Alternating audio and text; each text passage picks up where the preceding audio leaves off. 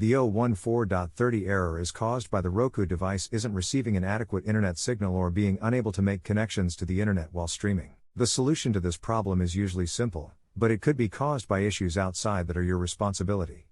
Check your Wi-Fi connection with other devices, like your mobile phone or laptop. Verify that your internet connection is functioning correctly prior to proceeding. If it isn't, stop and call the internet provider you use. Using your Roku remote and go into Settings System Restart in the Roku menu. This will restart your Roku system. Reboot your router and modem. Rebooting your router and modem could bring your wireless signal back to normal, if there's an additional interference that has resulted in that Roku lost signal. If all devices are turned on, try the Roku to see if an error persists. If the error is still visible, then make use of your Roku remote to navigate into Settings Network Setup Connection and then select Wireless. Select your network and then enter the password to make sure it's correct. Select Connect to proceed. If you are using MAC address filtering in your network, your Roku device might be blocked due to its MAC address isn't recognized.